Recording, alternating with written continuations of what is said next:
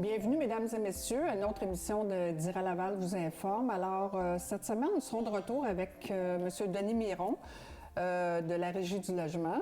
Bonjour, Mme Bonjour, bonjour. Parce que il y a beaucoup de questions dont on se fait souvent poser dans notre organisme et puis on n'a pas eu la chance de répondre à toutes ces questions. Alors, j'aimerais poursuivre cette semaine avec M. Miron pour élaborer sur quelques sujets. Monsieur est l'expert, alors je pense que ça va être intéressant de continuer dans ce domaine-là. Alors, si on revient sur la dernière question de la semaine dernière, on parlait de l'article 1974. Qui est une exception à la loi qui permet de mettre un terme à son bail avant la fin. Exactement. Alors là, il y avait la fameuse question qu'on se fait souvent poser que la dame demeure en résidence, mais elle aimerait aller habiter avec sa fille pour différentes raisons, soit temporairement ou à long terme. Alors, est-ce que ça, c'est possible quand le bail est en vigueur? Dans ce cas particulier, l'article 1974 ne s'applique pas parce que 1974 dit qu'il faut, au fond, se retrouver, quand on est une personne âgée, dans une résidence où on trouve des soins que nécessite son état de santé. D'accord. Et ça prend une attestation de la résidence qui nous accepte et un billet de médecin. Là, vous quittez la résidence pour aller chez un de vos enfants, par exemple. Là, à ce moment-là, l'article, vous ne répondez pas aux questions ou aux conditions de l'article en question. À ce moment-là, il est préférable d'attendre la fin de son bail, tout simplement. Ou encore, si on peut s'entendre à l'amiable avec la résidence pour pouvoir quitter avant la fin. C'est toujours possible. OK. Comme si on habite un logement et on veut quitter avant la fin de son bail, si on s'entend avec son propriétaire, il est toujours possible de s'entendre à l'amiable. Mais dans ce cas particulier, l'article 1974 ne pourrait pas s'appliquer. Parfait, excellent.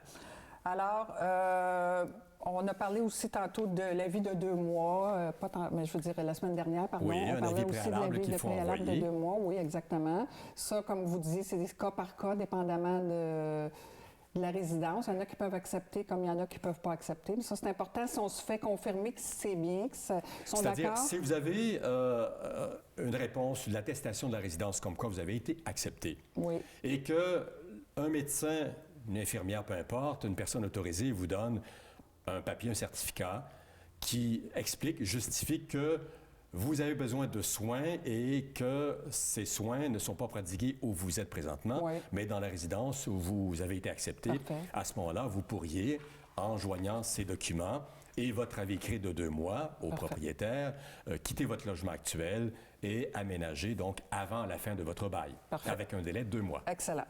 Un autre cas qui arrive fréquemment, le mari ou la conjointe décède.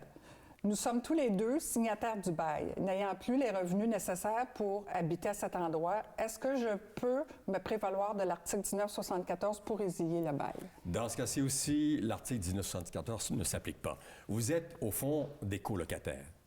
Donc, vous êtes tous les deux responsables du bail, des obligations reliées au bail et du paiement du loyer. OK. Alors, imaginons que vous n'êtes pas conjoints, vous êtes des colocataires, des étudiants, peu importe. En signant, vous vous portez garant, tous les deux, des obligations reliées au bail, incluant le paiement du loyer. Si un des conjoints décède, vous devrez assumer le paiement du loyer jusqu'à la fin. D'accord. Bien entendu. Il est toujours possible, et c'est ce qu'on suggère aux gens, de négocier, de s'entendre avec votre propriétaire pour quitter avant la fin. OK. Et puis, ou sinon, si la femme décide de rester pour quelque raison que ce soit, elle doit Elle doit rester jusqu'à la fin. Bail. Maintenant, si elle veut quitter, il faut envoyer un avis, comme quoi elle a l'intention de déménager. OK. Et ce qui est important, c'est que là aussi, il y a des délais qui sont prescrits par la loi.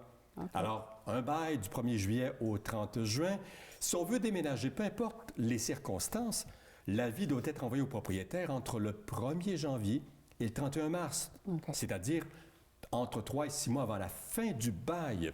D'accord. Votre conjoint décède au mois d'avril, au mois de mai, il faudrait attendre plus qu'1 an avant de déménager, parce que là, le bail arrive à son terme et vous le savez, il se renouvelle automatiquement. Donc, dans un cas particulier comme celui-là, je pense qu'on a intérêt à trouver un terrain d'entente avec son propriétaire. Oui, parce que là, c'est surtout... Sinon, il faut assumer pleinement le paiement du loyer. C'est ça. Puis même s'ils n'ont pas les moyens, il n'y a rien à faire à moins de s'entendre. C'est pas une condition suffisante aux yeux de la loi. Vous perdez votre emploi, difficultés financières, séparation... Oui, hein? Ah oui, OK, parfait. OK, un autre. Plusieurs avis, tant verbaux qu'écrits, ont été transmis à mon propriétaire concernant l'état lamentable de ma salle de bain. Depuis près d'un an, j'ai constaté que l'eau s'infiltrait par la toiture, la fenêtre de ma salle de bain, ce qui a fortement endommagé celle-ci. Mon propriétaire refuse de faire les réparations nécessaires à moins que je paye 100 $ de plus par mois sur le montant de mon loyer. Ça, c'est un cas qu'on a vécu. Alors, qu'est-ce qu'on fait? Bon, rappelons les obligations de part et d'autre, parce que chaque partie a des droits, mais avec les droits viennent aussi des obligations. Oui. Le propriétaire a l'obligation, quand vous aménagez dans un nouveau logement, de livrer un logement en bonne condition de réparation, d'entretien, d'habitabilité. C'est-à-dire, vous êtes en mesure d'entrer dans votre logement, de vous installer, tout est fonctionnel, c'est propre, c'est une obligation. De la même façon que le locataire, s'il déménage, doit livrer, remettre le logement dans l'état où il l'a pris. Tout au long du bail, le propriétaire doit aussi assurer l'entretien. Donc, les conditions de départ doivent être maintenues, conditions d'habitabilité, d'entretien, ainsi de suite. S'il y a un problème quelconque, le locataire a l'obligation d'aviser le propriétaire. Donc, il ne faut pas tarder lorsqu'il y a un problème. D'accord. Il faut l'aviser, ça c'est une responsabilité, une obligation du locataire. Souvent, les gens vont dire « Oh, le robinet fuit un peu, ça ne me dérange pas vraiment, je laisse les choses comme ça perdurer. » Vous vous absentez, pour une raison ou pour une autre. Et pendant votre absence, il y a une fuite d'eau, il y a un bris, peut-être découlant de ce problème que vous avez négligé de signaler à votre propriétaire. Là, le propriétaire pourrait vous tenir responsable parce que vous avez négligé de l'aviser le plus rapidement ou dès qu'un problème est survenu. Parfait. Ça, c'est la responsabilité du locataire. De son côté, dès que le problème a été signalé, le propriétaire a l'obligation d'effectuer les réparations nécessaires dans les plus brefs délais. D'accord? On ne peut pas laisser traîner un problème. Est-ce qu'il y a un délai? Est-ce qu'il y a des On délais? s'entend, écoutez, s'il y a un problème, ça prend des mois avant d'effectuer la réparation. Oui. On s'entend que là, c'est pas vraiment raisonnable. Le cas échéant, on pourrait le faire valoir devant un juge. Donc, il ne faut pas laisser traîner les choses. C'est une obligation du propriétaire d'effectuer les réparations nécessaires et c'est à lui d'assumer les frais. Ce n'est pas à vous de payer pour ces réparations, sauf, bien sûr, si vous êtes responsable d'un bris. D'accord. Le propriétaire pourrait vous tenir responsable et vous aurez assumé les frais de réparation. Mais, règle générale, je ne sais pas moi, vous avez un calorifère, même si vous assumez les frais de chauffage, un calorifère, une fournaise, s'il y a une défectuosité ou il y a un bris, surtout en plein mois d'hiver, ben c'est au propriétaire d'effectuer les réparations. S'il fait moins 30 au mois de janvier, là, à ce moment-là, la réparation, on s'entend qu'il ne faut pas tarder. Là, c'est un cas urgent. D'accord. Et justement, dans des cas particuliers où il y a urgence, vous n'arrivez pas à joindre le propriétaire, c'est important d'avoir tenté de le joindre. Vous pourriez peut-être même appeler un réparateur et refiler la facture au propriétaire. Mais il faut qu'il y ait vraiment une situation urgente. OK. Je vais vous parler d'un cas qui nous arrive quand même assez souvent. Mais vous comprenez la responsabilité de part et d'autre. Oui. Peut-être juste avant d'aborder ce cas-là, il y a peut-être de menues réparations qui incombent au locataire. Par exemple, l'avertisseur de fumée. Oui.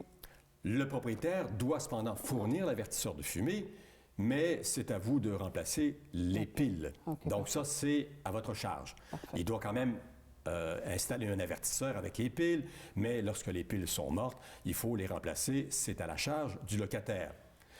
Une ampoule brûle, c'est à vous de remplacer l'ampoule et d'assumer les frais de remplacement de l'ampoule.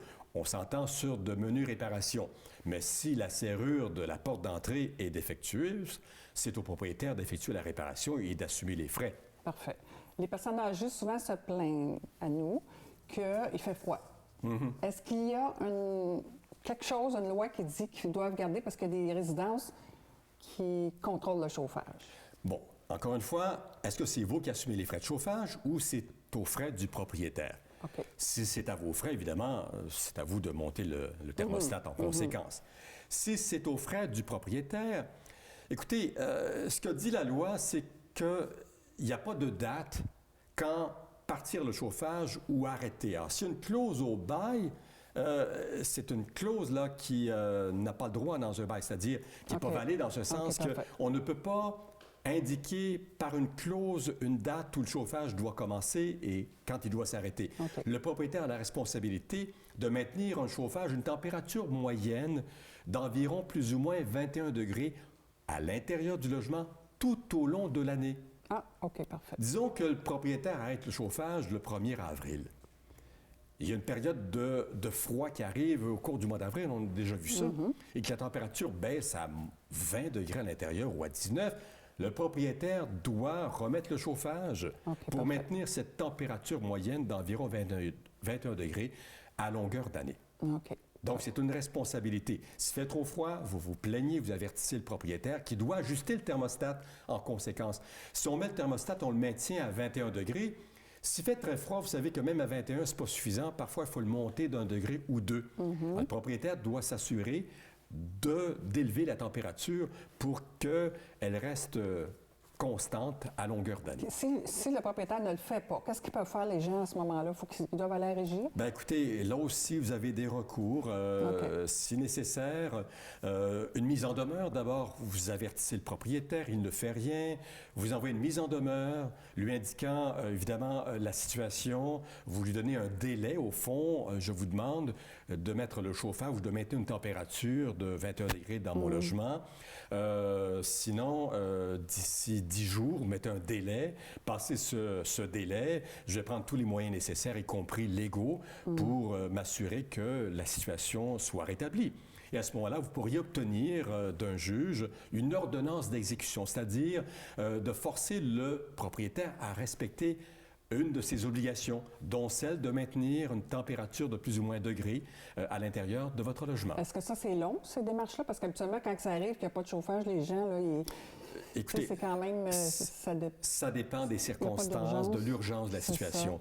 On reçoit des dizaines de milliers de demandes chaque année, selon l'urgence de la situation. Si, par exemple, la situation est telle qu'elle représente une menace pour la santé ou la sécurité des locataires, à ce moment-là, le dossier ou la demande va être traitée de façon urgente. Ça peut être un délai de plus ou moins 2 mois, par exemple. OK. Parce que quand ça arrive... Chaque cas est particulier, entendons-nous. Alors, c'est important dans la demande de bien expliquer les motifs, c'est-à-dire de mettre tous les détails nécessaires pour que la personne qu'on appelle un maître des rôles chez nous à la régie puisse évaluer de la meilleure façon possible la demande et que le traitement soit approprié à l'urgence de votre situation. OK, parfait. Il y a une question que j'avais oublié de vous poser tantôt au niveau des baux. Est-ce que je pense que ma question va être... ça va être non, mais je voulais vous la poser quand même parce que souvent, des gens vont en cours de bail augmenter le service pour le lavage, les soins. Là, ils disent, bien là, vous demandez plus de soins. Avant, c'était 2 heures, maintenant, c'est 4 heures. Est-ce que ça peut être fait en cours de bail? Bon, il faut comprendre qu'on parle d'une résidence pour personnes âgées. Vous avez un bail et dans le cas d'une résidence, ça vous prend aussi une annexe. L'annexe 6, qui est obligatoire, qui fait partie du bail, mais ce sont 2 documents séparés. L'annexe décrit les services fournis par la résidence ainsi que le coût associé à ces services. D'accord. Et ces services, le coût des services sont ajoutés au loyer de votre logement. C'est une question importante. On doit aller à une pause. Je ne veux pas vous couper parce que pour moi, c'est important. On y revient après la pause. Merci beaucoup.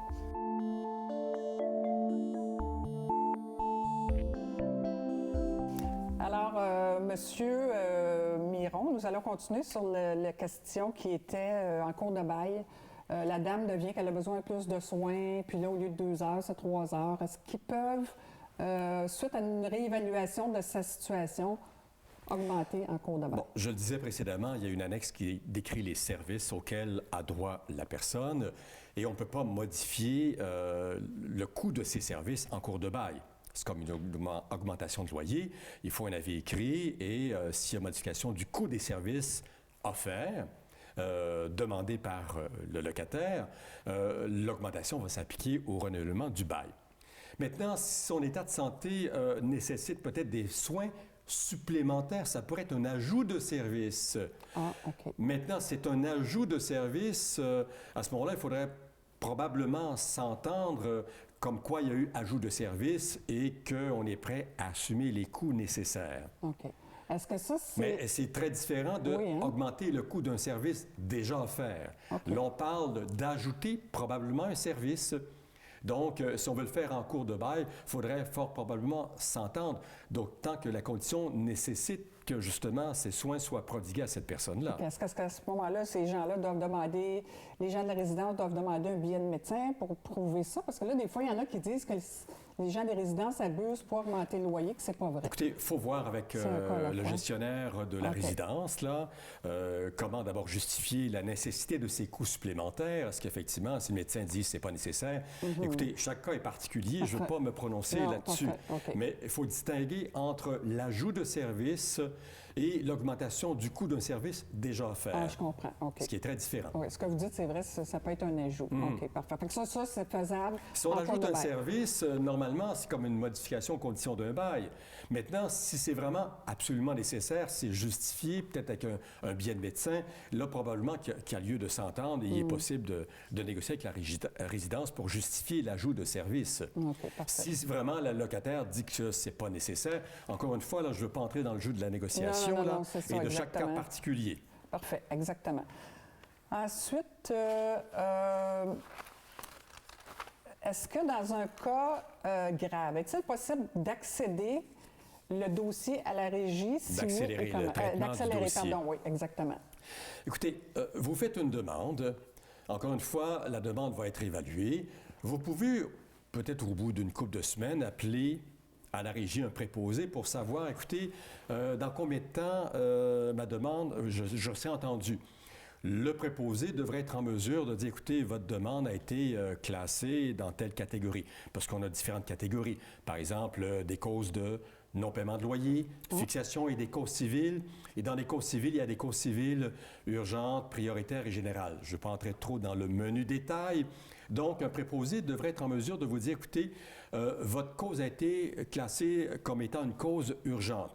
À ce moment-là, c'est le délai moyen d'environ 2 mois, plus ou moins, pour ce type de cause. Il y a des causes civiles générales qui prennent plus de temps. Si vous estimez que ça ne va pas assez vite à votre goût, à ce moment-là, vous pouvez toujours écrire à la Régie du logement, adresser une lettre au maître des rôles. Rappelez-vous, ce sont les gens qui reçoivent les demandes et qui évaluent les demandes, les motifs, l'explication qui justifie votre demande et qui va la classer pour, au fond, que votre demande ait le traitement approprié selon l'urgence de la situation. Excellent. Si vous expliquez votre situation, évidemment, s'il n'y a aucun changement dans votre situation, il est fort probable qu'il n'y aura pas de changement dans le délai. Mais si votre situation s'est aggravée, un cas d'insalubrité, et qui a été vraiment, là, qui s'est aggravé récemment, apporter des faits nouveaux qui vont permettre au maître des rôles de réévaluer à sa juste demande, juste valeur votre demande. Il sera possible, là, ça sera au maître des rôles, encore une fois, d'évaluer. Alors, vous avez adressé votre lettre. Là aussi, attendez un petit peu. Appelez peut-être au bout d'une couple de semaines pour savoir, écoutez, j'envoie une lettre au maître des rôles. Est-ce que ma demande a été réévaluée? Mais inutile d'appeler chaque semaine. Je veux dire, une fois que ça a été classé, si vous avez envoyé une lettre au maître des rôles pour une réévaluation et qu'il n'y a pas eu de changement ou qu'il a été classé autrement, normalement, ça suffit et attendez ensuite les délais et de recevoir un avis d'audience. Peu importe si vous déménagez entre-temps, de toute façon, votre cause va suivre son cours normal. Ah, d'accord. Vous savez, c'est pas parce que vous déménagez que votre demande va s'arrêter automatiquement. Elle va continuer et vous serez convoqué au moment approprié. On a souvent, de plus en plus, des cas de punaise de lit. Ça, je ne sais pas ce qui se passe de ce temps-ci, mais il y en a beaucoup. Alors, qu'est-ce qu'on fait? Qu'est-ce qu'un locataire doit faire dans des cas comme ça? Écoutez, il y a un problème. Évidemment, vous le signalez aussitôt à votre propriétaire. Et lui a la responsabilité. D'ailleurs, il y a un règlement municipal. Ça dépend des municipalités, là. Informez-vous. Est-ce qu'à Laval, il y a un tel règlement? Je ne pourrais pas vous le dire. Je sais qu'à Montréal, c'est le cas. Alors, le propriétaire a l'obligation d'abord de se conformer aux règlements municipaux. Si un règlement en matière de salubrité, le propriétaire doit s'y conformer. Et le traitement des punaises ou de toutes sortes de vermines, coquerelles ou autres, c'est la responsabilité du propriétaire de corriger le problème, de faire appel à un exterminateur et d'assumer les frais de l'exterminateur. C'est le propriétaire qui doit assumer les frais. Cependant, Si vous avez ramassé un vieux matelas sur le trottoir qui était déjà infecté de punaises de lit, si le propriétaire est en mesure de démontrer que c'est votre responsabilité, bien là, vous pourriez être tenu responsable et assumer les frais de l'exterminateur. Mais comprenez bien que si un problème de punaises de lit, par exemple, vous le signalez aussitôt au propriétaire qui doit, lui, corriger la situation, intervenir le plus rapidement possible en faisant appel notamment à un exterminateur et d'assumer les frais. Parfait, excellent. Là, j'aimerais qu'on aille dans les troubles de jouissance des lieux. Il y a un code civil dans ça. Alors moi, je vais vous expliquer, je vais vous mettre une mise en situation. On pourrait parler des obligations des parties dans des cas comme ça. Mon voisin ne cesse de faire du bruit, et ce, peu importe l'heure, j'ai avisé mon voisin qui ne corrige pas la situation. Par la suite, j'ai avisé mon propriétaire. Celui-ci aurait avisé mon voisin, mais il n'y a pas eu de changement. Il n'y a rien qui se passe. Alors, qu'est-ce qu'on fait dans des cas comme ça, quand ça devient là, qu'on n'est plus capable? Bon, vous savez, une responsabilité partagée du locataire et du propriétaire. Ce que dit la loi, entre autres, c'est que le propriétaire doit procurer la jouissance paisible du logement, tout au long du bail, bien entendu. Et le locataire, lui, doit se conduire de manière à ne pas troubler la jouissance paisible des autres locataires ou même du locateur. Donc, si le propriétaire fait des travaux, il doit s'assurer aussi de ne pas troubler la jouissance paisible des locataires, n'est-ce pas, pendant la durée des travaux, de minimiser en tout cas les troubles que cela pourrait occasionner. C'est un exemple. Oui. Quand il y a un problème avec un voisin, bon, les démarches, c'est qu'on tente bien sûr de s'adresser au voisin en question, on peut le faire soi-même. Essayer de se parler, de dire, écoute, la musique à minuit, à 1h du matin, ça me dérange. Bon, ça ne fonctionne pas. Vous avisez votre propriétaire, parce que je le dis, c'est sa responsabilité d'assurer la jouissance paisible, donc la tranquillité de l'ensemble des locataires. Si un de ces locataires trouble la jouissance d'un autre locataire, alors le locataire qui est dérangé s'adresse au propriétaire qui doit intervenir. La situation perdure, continue encore, où le propriétaire n'intervient pas. Vous répétez les demandes auprès du propriétaire, ainsi de suite. Bien là, encore une fois, s'il n'y a pas d'entente possible, malgré une mise en demeure aussi, demandant ou exigeant au propriétaire d'intervenir pour régler le problème, vous avez donné un délai, et passé le délai, la situation continue, vous pouvez à ce moment-là vous adresser à la régie. OK, parfait. Pour obtenir une ordonnance, c'est-à-dire obliger le propriétaire à régler le problème. Est-ce que c'est... S'il y a un problème de jouissance, donc vous pourriez peut-être même obtenir ou demander une diminution de loyer. Oui, OK, parfait. Il y a différentes possibilités, ça dépend de la situation. Et c'est à vous de déterminer ce que vous exigez, ce que vous demandez en tout cas. Chaque cas est et ce différent. sera évidemment au juge de la régie de trancher, c'est le rôle de trancher un litige, et d'accorder ou non ce que vous exigez, selon la preuve que vous apporterez, selon les témoins que vous apporterez peut-être aussi lors de l'audience. Est-ce que c'est vrai que, mettons quelqu'un, que ce soit 2 heures de l'après-midi ou 1 heure, que quelqu'un met la musique très fort assez pour que ça nous dérange? Il n'y a pas d'heure là-dedans. Il n'y a pas vraiment une question d'heure. Encore une fois, c'est une question de... Si vous êtes dérangé, ça peut être par un bruit, la musique, la télé, des odeurs aussi. Vous savez, tout ce qui est source...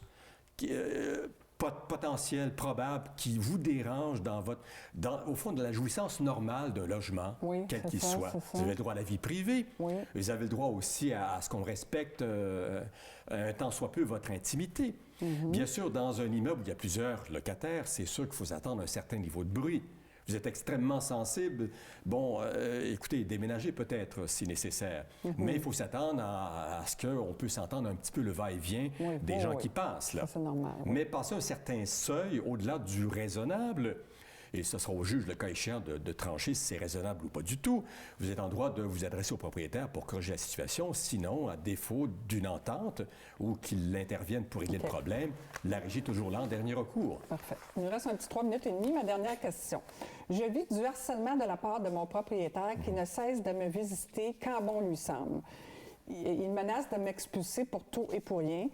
Il parle de moi de façon blessante aux autres locataires. Quel recours dois-je entreprendre pour que ça cesse? Bon, si on répond brièvement, il est prévu évidemment dans la loi les cas de harcèlement. Où vous pourriez demander des dommages-intérêts punitifs, n'est-ce pas? Ah, OK. C'est-à-dire, si ce que dit la loi essentiellement, le locataire ou le propriétaire ou toute personne ne peut user de harcèlement envers un locataire de manière à restreindre son droit à la jouissance paisible des lieux ou encore obtenir qu'il quitte le logement. Vous savez, ça peut être un moyen détourné Oui, c'est pour ça. forcer un locataire à quitter. C'est ce qu'on voit souvent. Là, à oui. ce moment-là, effectivement, le locataire pourrait s'adresser à la régie et obtenir des dommages-intérêts punitifs. Mais comment on fait pour comment le fait pour prouver ça, c'est pas évident, hein? C'est toujours les. C'est sûr que si vous faites la demande, vous avez le fardeau de la preuve. C'est vous qui avez la responsabilité, soit par des témoins.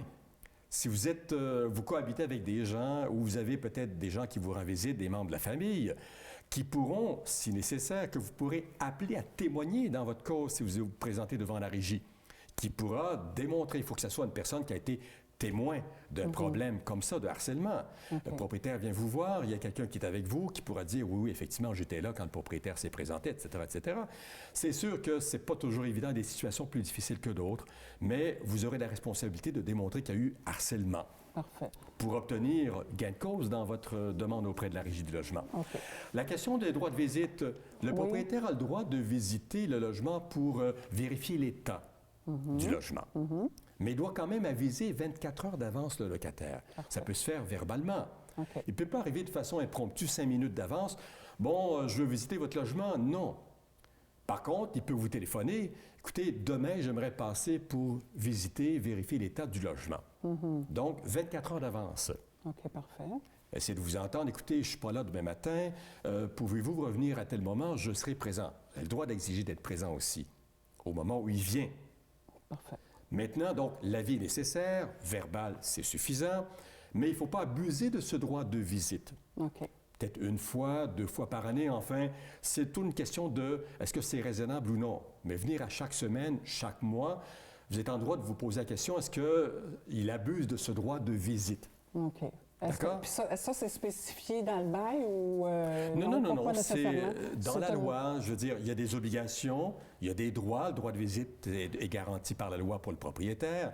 Le locataire aussi a le droit de refuser s'il se rend compte que le propriétaire abuse de ce droit. OK. Mais le locataire a l'obligation aussi de permettre au propriétaire de visiter pour vérifier l'état du logement. OK, parfait. Fait que D'accord. ça, c'est des cas qu'on se fait souvent dire aussi, que même des fois, il y en a qui veulent changer les serrures ou quoi que ce soit, mais ça, c'est une autre situation. Alors, écoutez, merci beaucoup de votre présence. Vous savez, pour toute question relative à votre bail ou logement, les gens peuvent s'adresser en tout temps à la régie. Il y a un numéro de téléphone, sur Internet.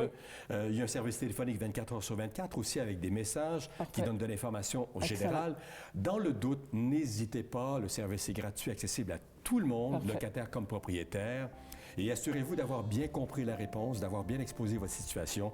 Mais la responsabilité d'agir vous appartient toujours. Exact. Alors, merci beaucoup. Je vous en prie. Au Bonne plaisir. journée. Merci. Alors, merci, mesdames et messieurs, et à la prochaine.